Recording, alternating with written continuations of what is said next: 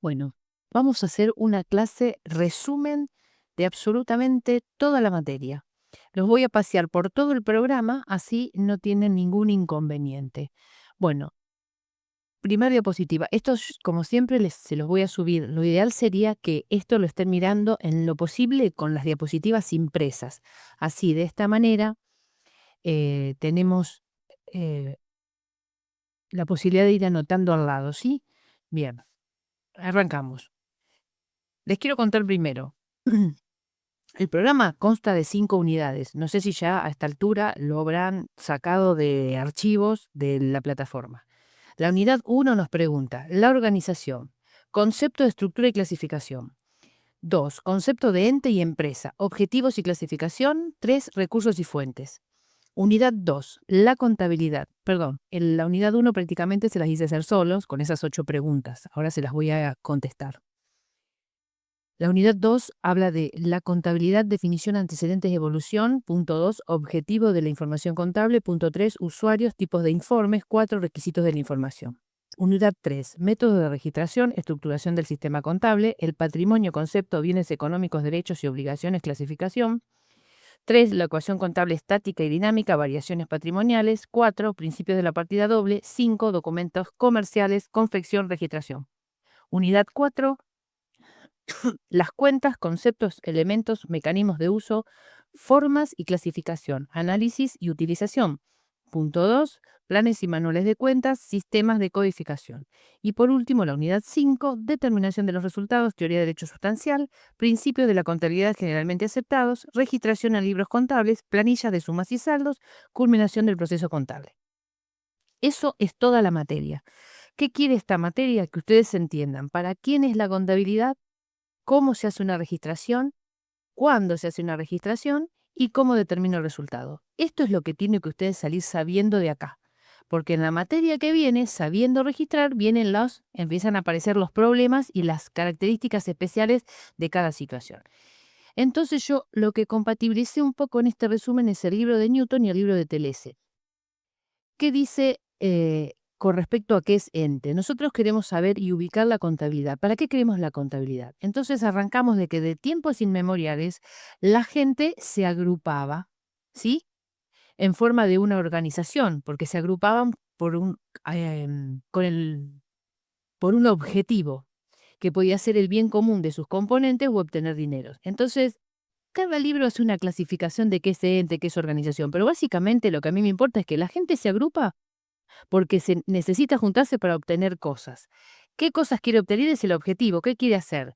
¿El bien común de sus componentes o quiere obtener dinero? Entonces ahí hacen otra clasificación. Si yo estoy frente a una organización que podemos denominar entes, que es un grupo de personas con un objetivo, que es el bien común de sus integrantes, los llamamos asociaciones. Si el objetivo es obtener dinero, los llamamos empresas.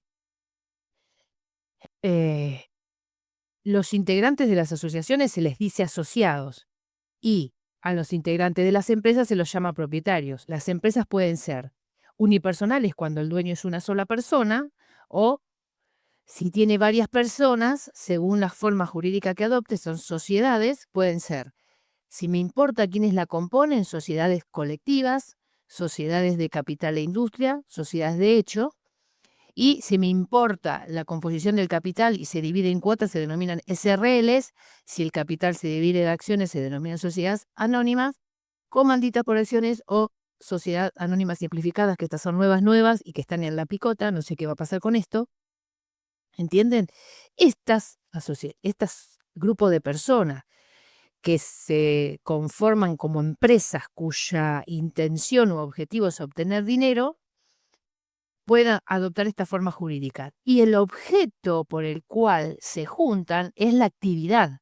Cuando yo le pregunto diferencia entre objetivo y objeto, el objetivo es el bien común o obtener dinero y el objeto es la actividad que van a ejercer. Normalmente, las asociaciones sin fines de lucro, cuyos integrantes se denominan asociados, la actividad que suelen tener son deportivas, los clubes, religiosas, los distintos tipos de religiones que hay, culturales, una biblioteca, un museo, asistencia social, por ejemplo, una obra social sin fines de lucro, como puede ser el Círculo Católico Obrero, una de esas así, o algún otro objetivo que lo que quiere es el bien común de sus componentes. No están para ganar plata. Este tipo de empresas no les interesa ganar dinero, sino que los que forman el grupo de, de personas que se reunieron con ese objetivo es obtener un beneficio teniendo un lugar donde ir a practicar deporte, ir a una pileta, ir a pasar una tarde, ¿no es cierto? Como lo hace un club que te cobra una cuota, pero los dueños no se reparten el dinero, al contrario, lo reinvierten para seguir obteniendo beneficio para sus integrantes. Esa es la gran diferencia.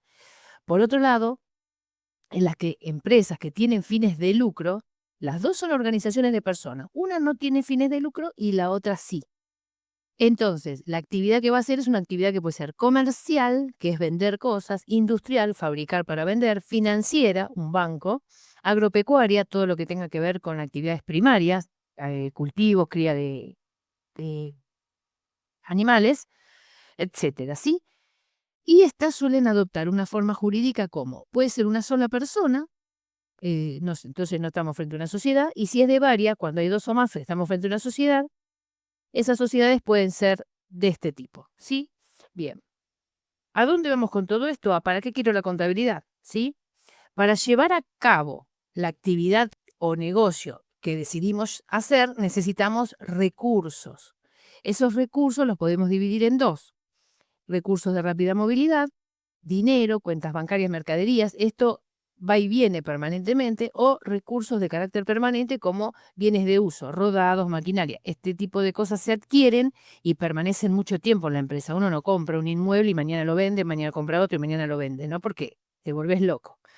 Ese grupo de recursos que le permite llevar adelante la actividad o negocio que decidieron implementar, los denominábamos activos, ¿sí? ¿Y cómo consigo estos recursos? Se van acordando de esto, hay un video. Por el aporte de los socios, los recursos autogenerados, porque yo voy generando una rueda donde compro cosas y obtengo un beneficio y ese beneficio lo vuelvo a volcar para comprar cosas, ¿sí? O me lo puede facilitar terceros, me endeudo.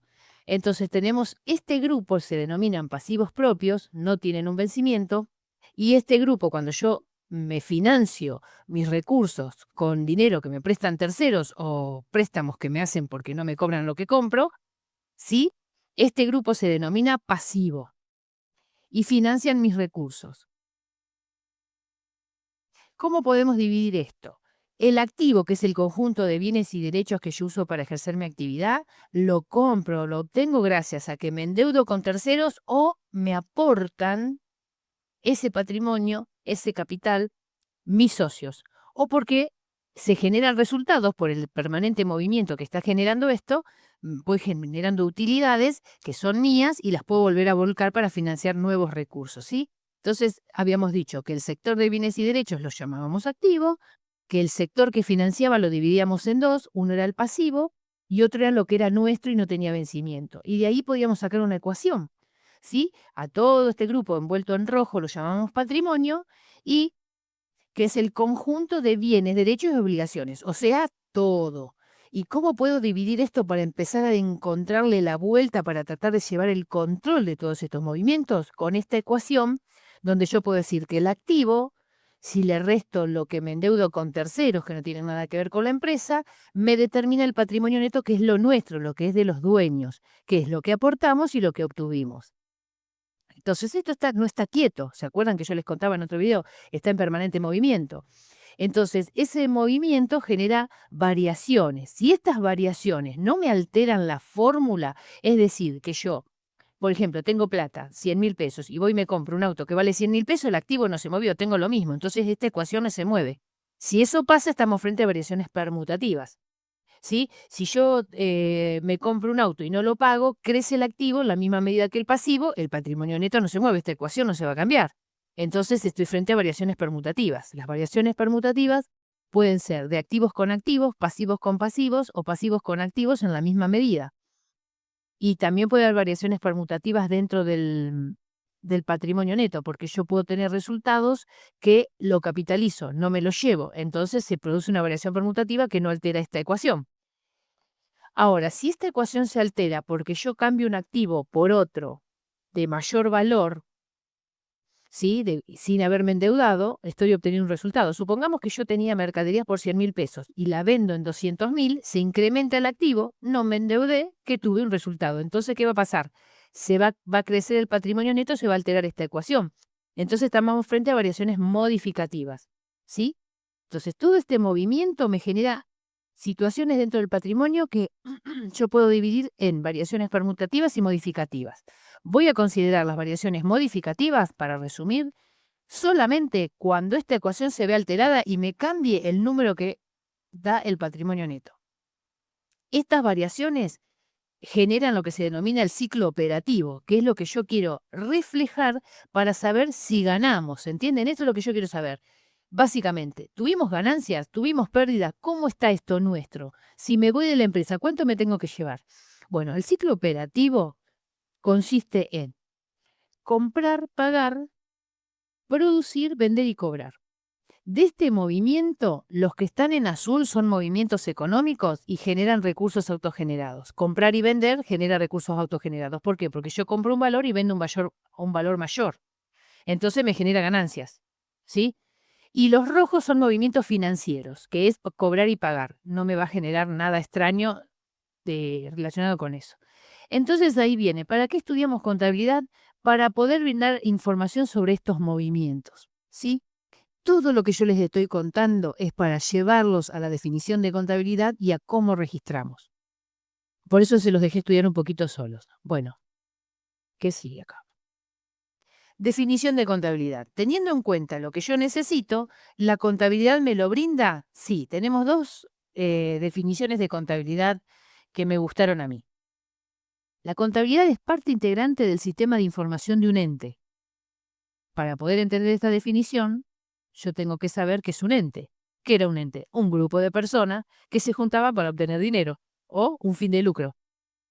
Es la técnica de procesamiento de datos que permite obtener información sobre la composición y evolución del patrimonio de dicho ente. ¿Qué era patrimonio? Se los mostré recién. Era el conjunto de el activo, bienes y derechos, el pasivo, obligaciones, y lo que es nuestro conjunto de bienes, derechos y obligaciones. ¿Sí? Que tiene un ente, que es ese grupo de personas. Y lo que yo quiero con la contabilidad es obtener información sobre la composición y evolución de ese patrimonio. ¿Qué bienes tiene de propiedad para poder controlarlo? Y si tiene bienes que son propiedad de terceros, ¿sí? Porque si les pasa algo, yo tengo que tener presente que me tengo que hacer cargo y también quiero saber qué contingencias puedo tener, como por ejemplo que no me pague alguien que le vendí algo, ¿sí? Entonces, ¿qué hace la contabilidad? Me brinda información sobre las variaciones que se producen en un patrimonio de un ente, empresa. ¿Asociación también? Sí, porque las asociaciones, si bien tienen como fin el bien común de sus integrantes, también necesita controlar su patrimonio para ver si lo está logrando, si tiene que mejorar o desaparece porque se gasta todo. La otra definición es, ¿cómo tiene que ser esa información? Tiene que ser una información que tenga utilidad para facilitar decisiones de los administradores del ente y de los terceros que interactúan o pueden llegar a interactuar con él, así como para permitir una eficaz vigilancia de los recursos y obligaciones que tengo. Entonces, ¿cómo tiene que ser la contabilidad? Me tiene que dar una información suficiente como para ya saber qué es mío, qué debo, cómo va la empresa, si voy obteniendo resultado o no, ¿sí? Para llevar un control de todos esos movimientos. Para eso sirve la contabilidad. Después teníamos que, pues se los cuento a nivel anecdótico, empezamos con esto, si es una ciencia, si es una técnica, si es un arte. Y la verdad que hoy es un arte mezclado con una técnica eh, que me permite justamente reflejar esos movimientos y poder llevar un control y proyectar, ¿sí? La posibilidad de tener siempre ganancias o timonear para que no vaya a pasar algo que, como le pasó a esta empresa ahora, que de golpe se vio tan endeudada que miren cómo terminó. Sí, para timonear y ir controlando lo que sucede en una empresa antes de que sea tarde. Bueno, eso es definición de contabilidad. Voy a ver qué sigue, que no me quiero perder de nada. Ya llego. Definición. Estoy mirando mi machete. Bien, ¿quiénes usan la información contable? Esta era una de las preguntas que yo les había dejado.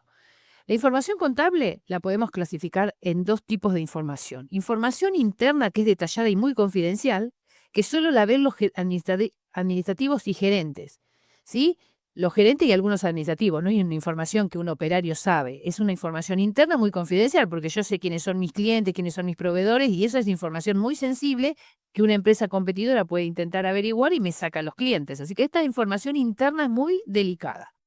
Y está la información externa, que es un resumen de esta información, más acotada, resumida, y que cumple los requisitos nacionales e internacionales que establecen las leyes. Y la van a usar la asamblea, o sea, los socios. Y usted va a decir, pero el socio no puede ver esta información. No, porque el socio a lo mejor puede ser miembro de otra empresa competidora.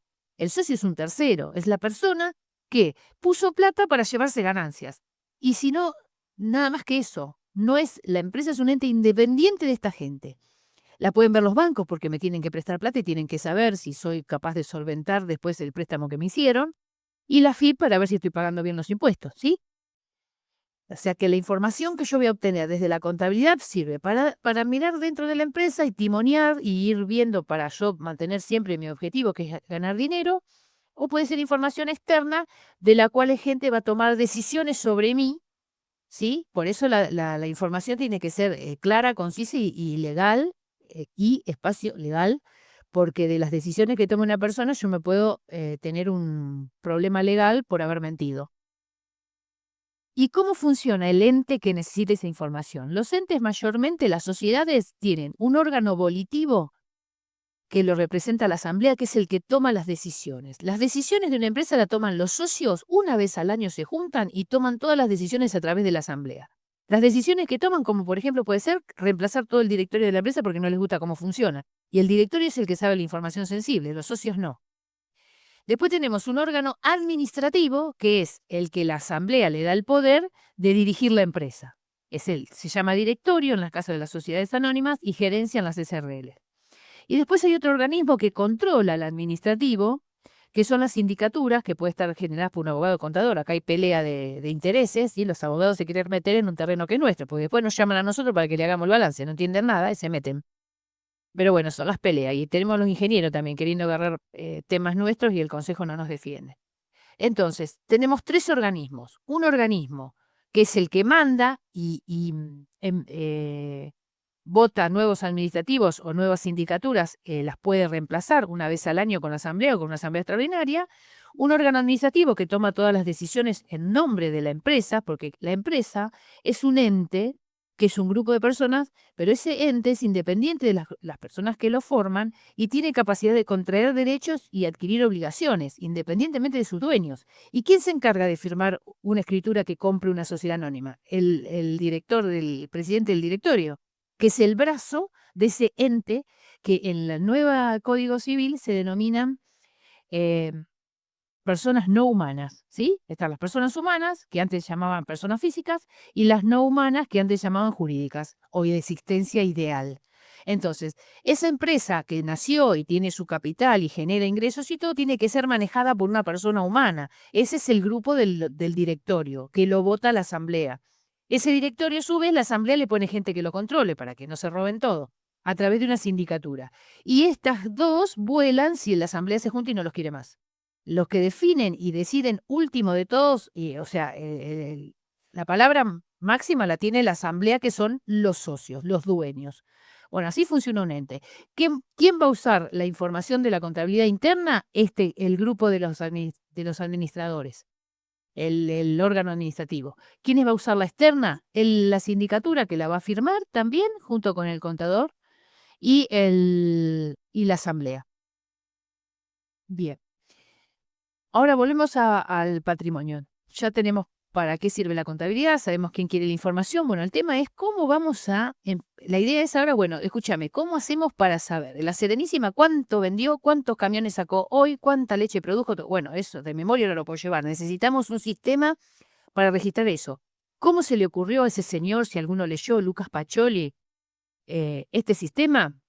Se llama el sistema de la partida doble. Entonces, teniendo en cuenta la fórmula, el activo menos pasivo, que es igual al patrimonio neto, que esta es la fórmula estática, queremos medir los resultados de un ente. ¿Cómo podemos hacer? Hacemos todo el activo que tengo, le resto el pasivo y tengo el patrimonio en un momento dado. Dejo pasar el tiempo, mido cuánto activo tengo, o sea, cuántos bienes y derechos, le resto las obligaciones y obtengo un nuevo patrimonio. Por diferencia entre el patrimonio neto en un momento dado contra un patrimonio en otro momento, obtengo el resultado. Pero ¿qué me va a pasar? No sé por qué obtuve ese resultado. Tengo un número, 100.000. ¿Y cómo obtuviste 100.000? ¿Qué es? ¿Porque vendiste mucho? ¿Porque gastaste poco? ¿Porque te ganaste no sé, te donaron algo? ¿Tenías dólares y aumentó el valor? ¿Por qué ganaste lo que ganaste? Para poder saber eso conviene utilizar cuentas específicas, que son los ingresos, gastos, costos, ingresos, ganancias, costos, gastos y pérdidas. O sea que podemos utilizar, yo siempre pregunto en los parciales, guarda con esto, métodos para determinar el resultado. Por diferencia patrimonial, pero me genera la incógnita de no sé cómo lo logré, o con cuentas específicas, a través de abrir los movimientos que son ingresos, con los movimientos que son ganancias, con los que son costos, gastos y pérdidas, y por diferencia obtengo el resultado. Y ahí vienen todas las definiciones. Esto ya lo vimos en otro video. ¿Qué es el ingreso? Ojo, que el ingreso no es la ganancia, es la principal vertiente positiva de los resultados de un periodo que generan el incremento de activos y no implican ingreso de dinero, no necesariamente. Yo puedo vender y no cobrar, así que no es necesariamente un ingreso de dinero. Son por venta de bienes o servicios y posee un costo directamente asignable. Normalmente, si yo tengo un ingreso es porque tuve un costo. Si yo compré para vender resmas de papel a 50 pesos y las vendo a 100, mi ingreso es 100, pero no es mi ganancia, porque tiene un costo de 50. Entonces la ganancia es la diferencia entre el ingreso y el costo. ¿Está? Entonces yo gané 50. ¿Por qué? Porque tuve un ingreso de 100 y un costo de 50. Bien. Esa es la diferencia con ganancia. Ganancia es el resultado o el remanente de esa operación, del ingreso contra el costo. También puede haber ganancias por incrementos patrimoniales por hechos del contexto que no se pueden controlar. Tenía dólares que lo compré a 30 pesos y se fueron a 120. Y bueno, ahí tuve una ganancia, pero no es por algo que yo haya logrado, es porque el contexto, porque mi entorno lo generó. Puede ser que yo haya tenido un campo de un valor y pasó una ruta y sube su valor y no hice nada yo para obtenerlo, no dependió de mí. Entonces, también son ganancias los incrementos patrimoniales por hechos del contexto que no se pueden controlar, variaciones del tipo de cambio, una donación de un tercero, etc. Y no tienen un costo asignable. Después tenemos la definición de costos y gastos. Van de la mano porque normalmente el costo es el sacrificio que yo hago para obtener un bien que me va a generar un ingreso futuro. Por ejemplo, yo voy y compro resmas a 50 pesos, mientras no la logre vender y entregar, ese es un costo y se activa.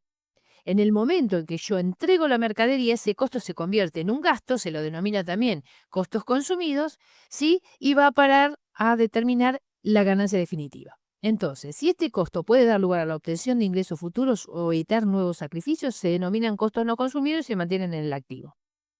Los gastos se denominan así a los costos consumidos, es decir, ya no tienen la capacidad de generar ingresos futuros y no se consideran más activos, deben incidir en el resultado del periodo. Entonces, entregué la mercadería, la saco del activo, se convierte en un gasto.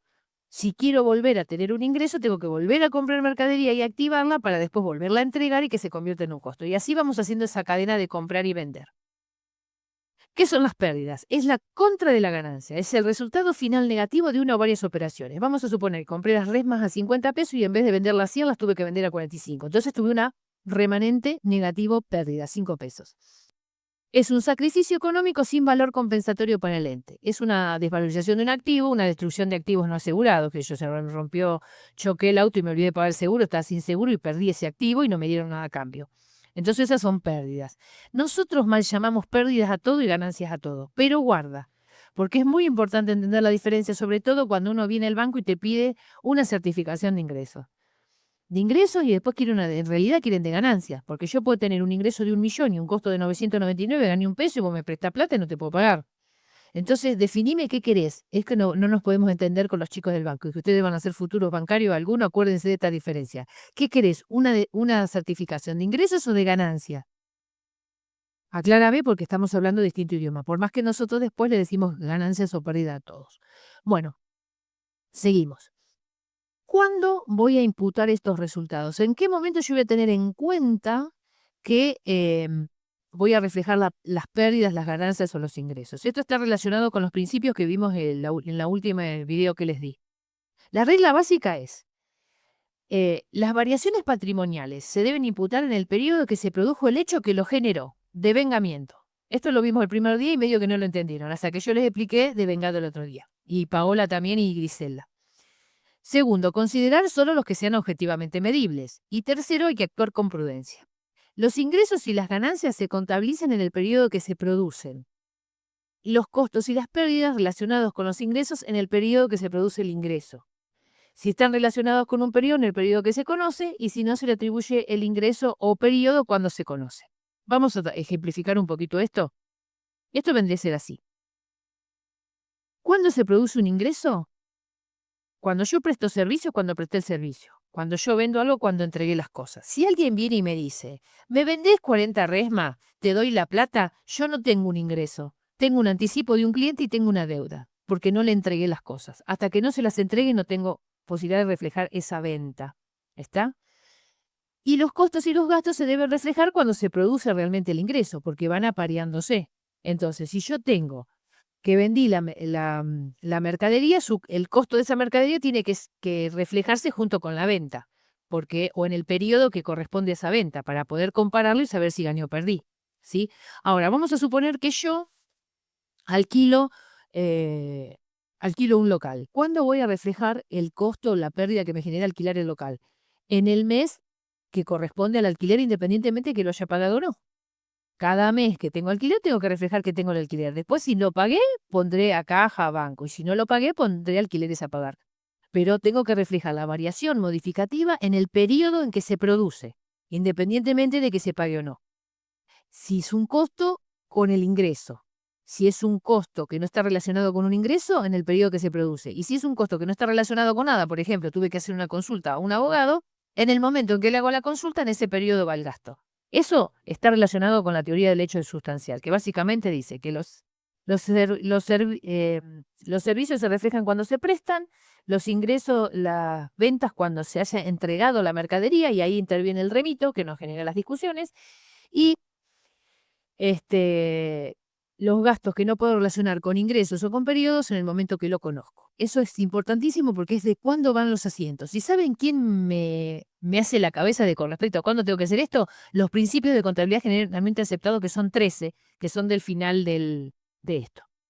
Bueno, teoría del hecho sustancial. ¿Qué significa eso? Es cuando se perfeccionan los ingresos, con la tradición de la cosa. Tradición significa relacionado con entregar, con trasladar, ¿sí? Si la empresa es industrial y produce a pedido, y las agropecuarias, la tradición se considera perfeccionada cuando se produjo el bien. Y en las agropecuarias cuando se cosechó. Porque la venta ya está pautada, ¿sí? Ya está predeterminada, no hace falta que lo entregue. Lo coseché o lo produje y ya tiene su dueño esperándolo. Si se produce para stock, que es distinto, no sé, yo hago, y si me llaman y me piden les vendo, es cuando le entrego el producto. Y una empresa que presta servicio, el ingreso se refleja cuando se prestó el servicio. Entonces vamos a decir que yo tengo que ir a cortarle el pasto a alguien. Me dice, cuando deje de llover, venía a cortarme el pasto. Te lo dejo pago. No presté el servicio, esa plata que me dio no es un ingreso, es dinero, activo, caja que aumenta, a anticipo de cliente, pasivo. Cuando presto el servicio, doy de baja anticipo de cliente al debe y pongo venta de servicio abajo, se produjo el ingreso. Eso es fundamental. No se puede reflejar la venta antes de que se produzca alguna de estas situaciones. ¿Sí? Si yo presto el servicio y no me pagan, es venta. Si a mí me pagan y no presto el servicio, no es venta. Seguimos. Esto ya lo vimos en un video. Yo te estoy haciendo un resumen para que le hagan una especie de dilación de toda la materia. El proceso contable, nos fuimos rapidísimo, ya hicimos la 1, la 2 y la 3. ¿En qué consiste el proceso contable? Esperen que voy viendo que no me olvido nada. Un segundo. Pérdidas, criterios de imputación. Bueno, todo el asunto que pasé. Proceso contable. La contabilidad, para poder llevar a cabo su objetivo, que es determinar si la empresa tuvo un resultado positivo o negativo, que es lo único que a mí me interesa, saber si ganamos o perdimos, porque para eso se juntó la gente, para eso es una empresa, porque quiere ganar plata. ¿Para qué? Para vivir de eso y llevársela a su casa. Y yo le tengo que decir si eso pasó o no pasó. Entonces, recopilamos la información para ordenarla y registrarla. ¿Cómo vamos a reflejar eso? Esos activos, bienes y derechos y las obligaciones a través de cuentas, que son conjuntos de anotaciones relacionadas con un mismo objeto. Cada vez que mueva dinero en efectivo voy a usar la cuenta caja. Es una anotación que aúna situaciones relacionadas con movimiento de dinero en efectivo. Esa es la definición de cuentas. ¿Cómo funcionan las cuentas? Aprovechando la bendita ecuación contable, ¿sí? Donde el activo y menos el pasivo es igual al patrimonio neto, nosotros decimos, bueno, ¿y qué hay adentro del patrimonio neto? Adentro del patrimonio neto tenemos el capital, que es el aporte de los socios, y los recursos autogenerados. Bien, ¿y estos recursos autogenerados, cómo los podemos dividir? Y los podemos dividir en resultados viejos y resultados de del ejercicio nuevo, ¿viste? El ejercicio después el año que viene pasa acá y tenemos el nuevo, y así sucesivamente. ¿Y qué hay en resultados del ejercicio? Y bueno, en resultados del ejercicio tenemos los ingresos, las ganancias, menos los costos, menos los gastos, menos las pérdidas. La diferencia entre todo esto me da el resultado. Perfecto. Pero no me gustan estos signos negativos acá. Yo quiero tener todo positivo. ¿Cómo podemos hacer? Y bueno, lo que está negativo de este lado, si lo paso para allá, se hace positivo. Y esto que está negativo lo paso para acá y se hace positivo. Y podemos llegar a tratar de armar una ecuación contable que se llama dinámica, que es esta. Entonces podemos decir que el activo más los costos, más los gastos, más las pérdidas es igual al pasivo, más el capital, más los resultados acumulados viejos, más los ingresos, más las ganancias. Teniendo en cuenta este detalle, nosotros podemos decir que este grupo de la izquierda, ¿sí?, va a funcionar de una manera y el grupo de la derecha de otra. ¿De qué forma? Voy a poner en dos columnas, una que se llama debe y otra que se llama haber, ¿sí?, que van a dar el mismo número. Cada vez que uno de estos aumente, lo voy a poner en el debe. Cada vez que alguno de estos aumente, lo voy a poner en el haber.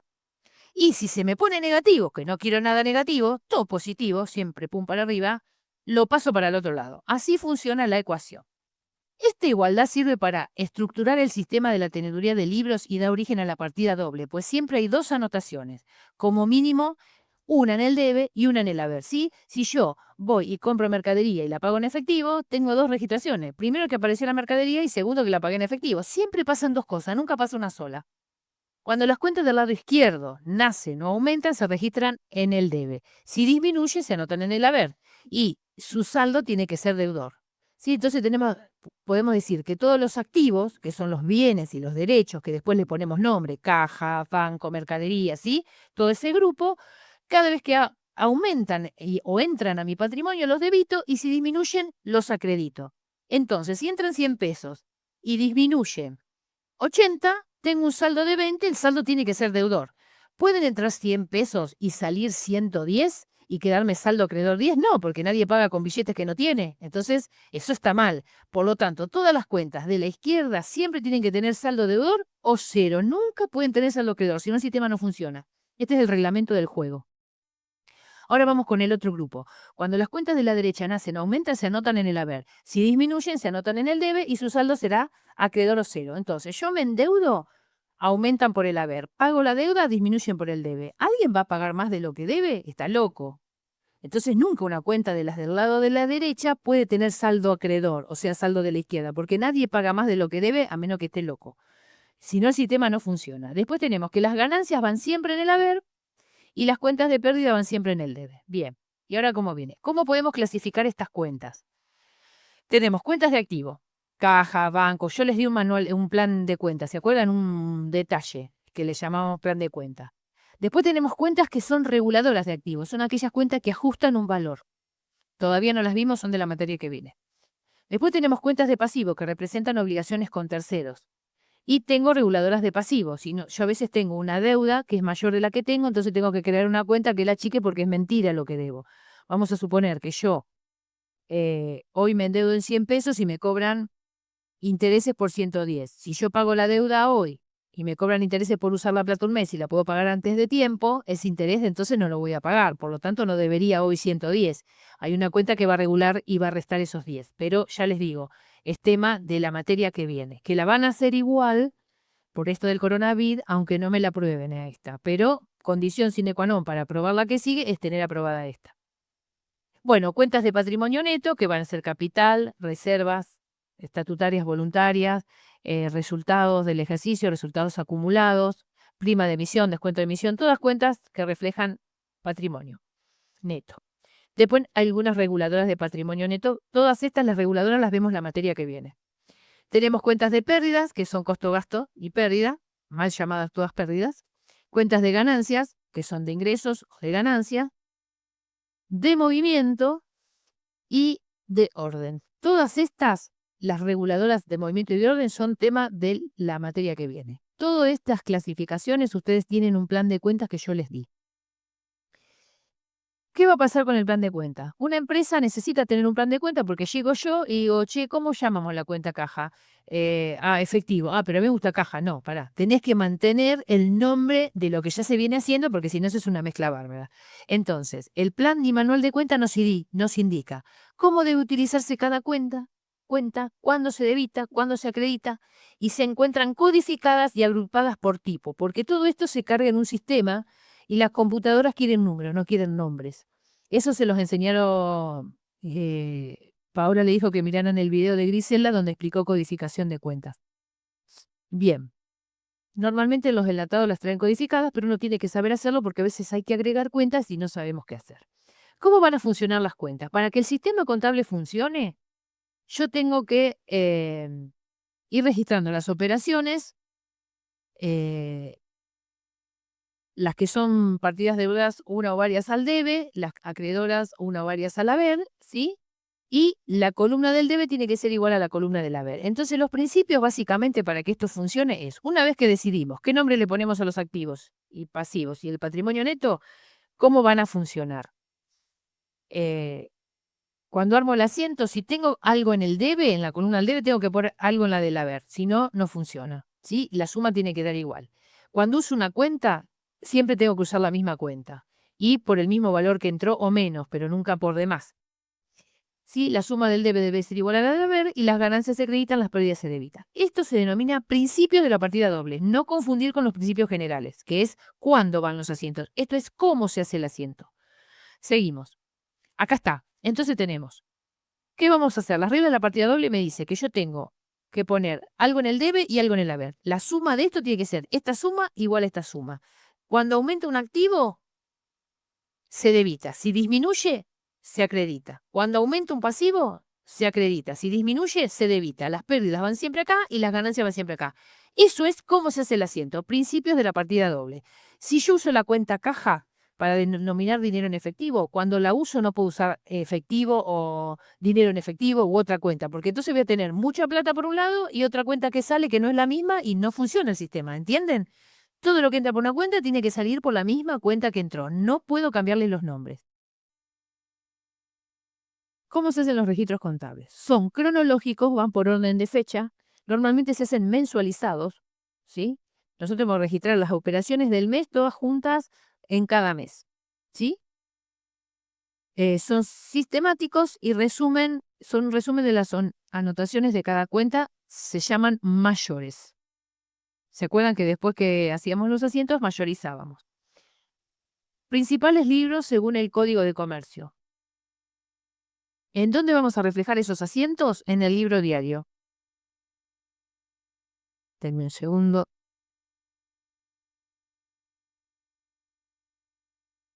Viendo que no me olvido nada. Miércoles que pasé cosas.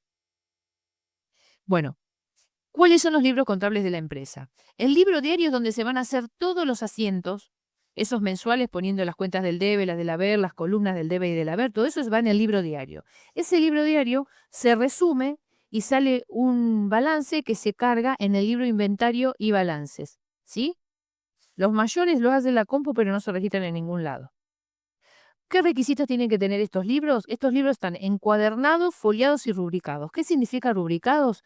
Hay una entidad que agrupa y controla a las sociedades regularmente constituidas, que son las obligadas a llevar balances. Una empresa unipersonal no lleva balance, una sociedad de hecho no lleva balance, lo hace si quiere, pero las anónimas, las SAS, las SRL, las colectivas, las comanditas, todas ellas tienen que estar registradas en personas jurídicas o en la Inspección General de Justicia en Capital, cada provincia tiene la suya, y ellos te rubrican los libros, los intervienen, les ponen un sello y ese libro es legal. Entonces está foliado, rubricado, no le puede faltar hojas, ¿sí? No puede tener enmiendas, raspaduras, tachaduras, nada, porque son prueba en juicio, es un documento.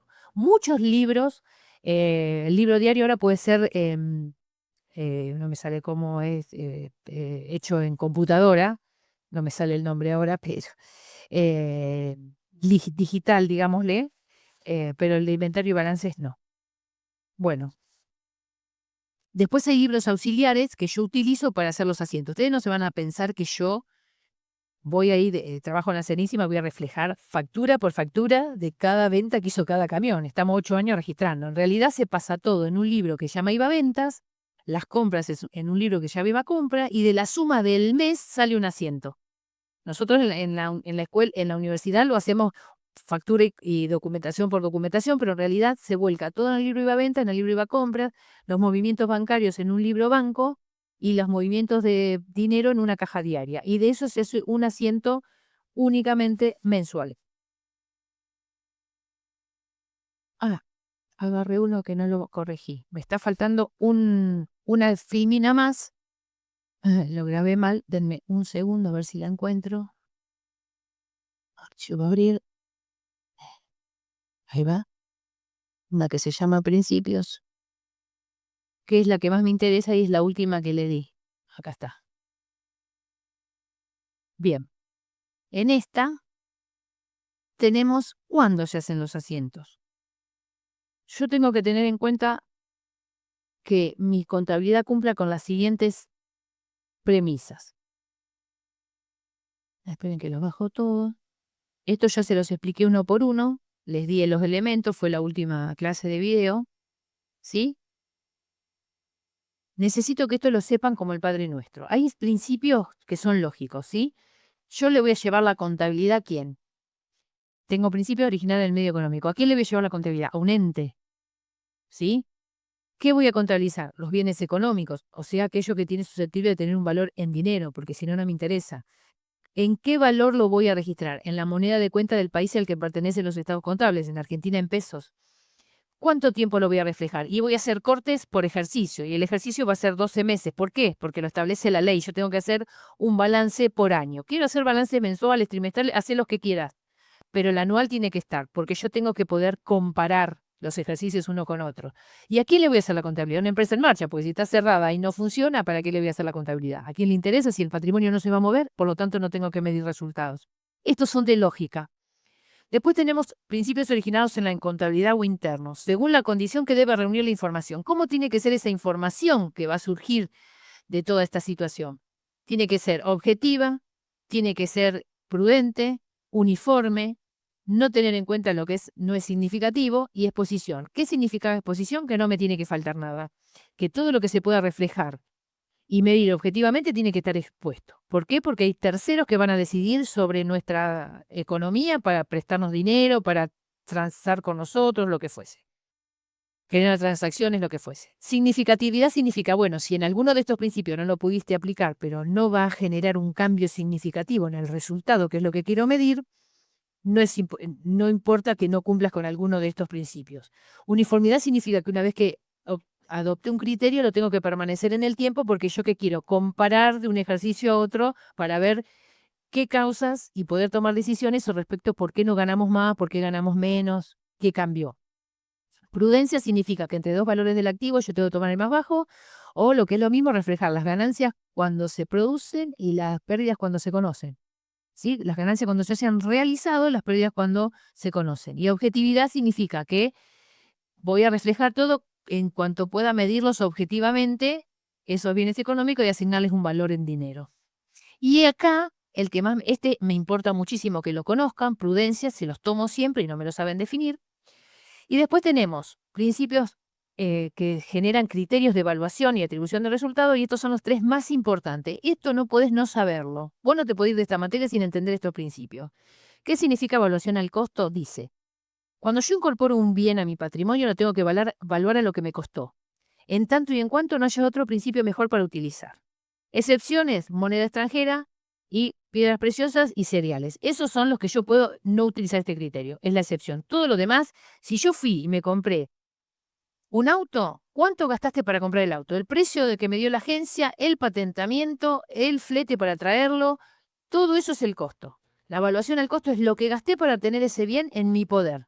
Todos los sacrificios que hice para tenerlo conmigo, eso es evaluación al costo. Es largo este principio, así que tienen la hoja del libro donde está. Después tenemos el principio de devengado. ¿Cuándo vas a reflejar las variaciones modificativas de un ente? Cuando cuando se produzcan independientemente de que las pague o no. Si yo en enero pago el alquiler anticipado de febrero, el gasto es de febrero. La salida de dinero va en enero, pero el gasto tiene que estar en febrero. Entonces, ¿qué siento entonces en enero? Si pagué el alquiler, entonces tengo alquileres pagados por adelantado activo a caja. En febrero, una vez que transcurrió el mes y ya no tengo más derecho a estar en la propiedad que alquilé, el asiento va a ser alquileres perdidos, alquileres pagados por adelantado. ¿Está? Yo tengo que poner la variación modificativa en el periodo en que se devengó. No importa si la pagué o no la pagué. Vamos a suponer que no pagué nada. Me usé la casa y llegó fin de mes y no pagué tampoco. Entonces no hago nada. No, tengo que poner alquileres perdidos, alquileres a pagar. Y en el mes que pago es alquileres a pagar a caja. No voy a poner alquileres perdidos en el mes que pago. Entonces, esto es lo que más cuesta entender, porque ustedes, por ejemplo, están pagando hoy la luz estamos en junio, mayo, estamos pagando la luz de abril. Entonces te ponen luz a caja, gasto de junio. No, es de abril. Acá es luz a pagar a caja. En abril tendría que haber puesto luz a pagar y hoy la pago. Porque entonces estoy mezclando el origen de los gastos. Cada mes tiene que tener sus gastos independientemente de que yo los haya pagado o no. Esperen que justo me llaman por teléfono cuando faltan 2 minutos, pero teléfono duro de apagar. Después tenemos realización. Este va de la mano de devengado. ¿Por qué? Porque realización se refiere únicamente a los ingresos. Los ingresos los vas a reflejar si se realizaron. ¿Qué significa esto? La teoría del hecho sustancial. Yo voy a reflejar el ingreso si presté el servicio, si entregué la mercadería. Si no, no es un ingreso. ¿Está? Estos 3 principios con prudencia son sagrados y les puedo tomar situaciones y ustedes me pueden decir, no cumple con este, no cumple con aquel, ¿sí? Bueno, ahí está toda la materia, chicos, 5 unidades. Necesito que sepan registrar, cuándo y por qué registran como registran. Eso es toda la materia. Les queda hasta que lleguemos al parcial presencial para repasar todos estos temas. Así que bueno, un gusto, espero les sirva y nos estamos viendo.